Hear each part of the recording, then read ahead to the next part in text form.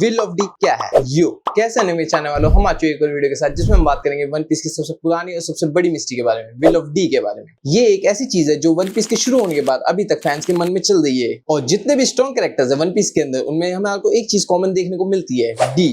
और उन्हीं में से हमारा मेन कैरेक्टर आता है मंकी डी लूफी। लेकिन ये डी है क्या और इसका कोई मीनिंग है? ये क्वेश्चन वन पीस फैंस को परेशान कर रहा है, और इसी के चलते एक फैन ने क्यूरियोसिटी में आके ओडा सेंसे से ये सवाल पूछा था कि ये डी किस चीज को रिप्रेजेंट करता है। तो ओडा सेंसे ने इस चीज का आंसर देते हुए ये कहा कि जितने भी वन पीस के फैंस हैं, डी को भी सिर्फ एक अल्फाबेट की तरह ले, आगे जाके मैं इसकी मिस्ट्री को खुद रिवील कर दूंगा। और इस बात को साल हो चुके और डी की मिस्ट्री का फैंस को अभी तक कोई क्लियर आंसर नहीं मिला। और इसका मतलब ये नहीं कि ओडा सेंसे ने हमें कोई हिंट और हिडन डिटेल्स नहीं दी, क्योंकि वन पीस इतना अनप्रिडिक्टेबल इसलिए लगता है क्योंकि ओडा सेंसे हमेशा हमसे एक स्टेप आगे रहे हैं। एग्जांपल के तौर पे ब्रुक और गुनको का कनेक्शन, या गिनी का ट्रूथ, या फिर बोनी की बैक स्टोरीज। किसने सोचा था ये सब इतना डीप होगा? इसी वजह से One Piece fans Oda sensei को गॉड ऑफ फोरशैडोइंग कहते हैं। बात तो सही है।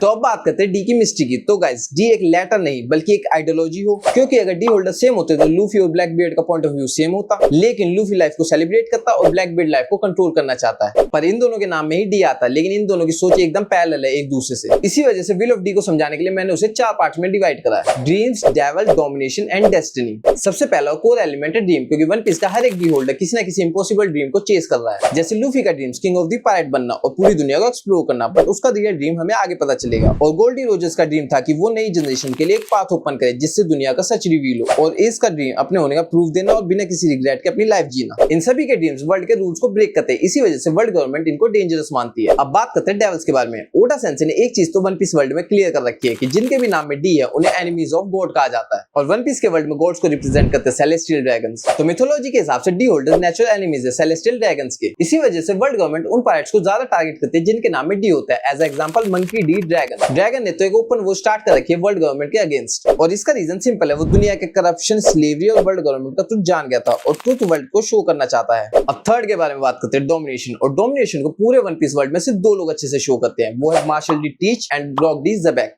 इन दोनों का गोल कभी किंग ऑफ द पायरेट्स बनने का था ही नहीं। इनको सिर्फ एक चीज करनी थी, वो था रूल करना पूरे वर्ल्ड को, जिसमें रॉक्स ऑलमोस्ट कामयाब हो गया था और उसने वर्ल्ड गवर्नमेंट को चैलेंज कर दिया था, पर उसको रोक दिया था गाप और रॉजर ने। अब रॉक के माइंडसेट के साथ आगे बढ़ रहा है ब्लैक बियर्ड। इन दोनों का गोल है दुनिया पे रूल करना, not to free it but to own it. और लास्ट में आती है डेस्टिनी, जिसका डायरेक्ट कनेक्शन है सन गॉड नीका से, जिसे पूरा करेगा अपना लूफी। क्योंकि सन गॉड नीका की एग्जिस्टेंस का रीजन क्या था? लोगों को फ्रीडम देना, उन्हें हंसते हुए लाइफ जीने का मोटिव देना। और जैसे जैसे वन पीस की स्टोरी आगे बढ़ती है हमें पता चलता है कि लूफी नीका की विल को आगे बढ़ाने वाला है। एग्जांपल के तौर पे कुमा को ही ले लो, जिसके फादर ने उसे बताया था कि एक दिन सन गॉड नीका आएगा और सबको स्लेवरी से आजादी दिलाएगा। और अब लूफी भी उसी ड्रीम को लेकर चल रहा है और उसकी डेस्टिनी है वर्ल्ड को फ्री करना। और अगर अब तुम लोग सोच रहे हो कि विल ऑफ डी का पास से क्या कनेक्शन है, तो उसका answer Void Century and Joy Boy, क्योंकि जॉय बॉय था एंशिएंट किंगडम का किंग और एक डी होल्डर, और साथ ही साथ वो फर्स्ट यूजर था गोमो गोमो नी मॉडल नीका का, और वो पहला बंदा था जो नीका की डेस्टिनी को ऑलमोस्ट फुलफिल कर चुका था। लेकिन उस टाइम पे एक वॉर हुई थी एंशिएंट किंगडम में, जिसमें जॉय बॉय को डिफीट कर दिया गया था, और उसको डिफीट करता ईमू, 5 एल्डर्स, 20 किंगडम्स और सेलेस्टियल ड्रैगन ने मिलकर। इसकी वजह से जॉय बॉय नीका की डेस्टिनी को फुलफिल नहीं कर पाया था। ये सब दिखाता है कि विल ऑफ डी एक डेंजरस ट्रुथ के साथ जुड़ा हुआ है, और वर्ल्ड गवर्नमेंट इस चीज को छुपाना चाहती है। लेकिन नीका की डेस्टिनी और जॉय बॉय की विल को पूरा करेगा अब लूफी। तो गाइस, ये थी विल ऑफ डी की 4 philosophy: dream, devil, domination and destiny, और उसका एंशिएंट कनेक्शन जॉय बॉय और वॉइड सेंचुरी से। पर अभी भी सब कुछ 100% क्लियर नहीं है, लेकिन एक चीज तो पक्की है, ये लोग दुनिया के फ्लो के अगेंस्ट जाते हैं। तो गाइस, आपका क्या मानना है डी की मिस्ट्री के बारे में? इस चीज को कमेंट करके बताना। और अगर आपको मेरी वीडियो अच्छी लगे तो मेरी वीडियो को लाइक करें और मेरे चैनल को सब्सक्राइब करें।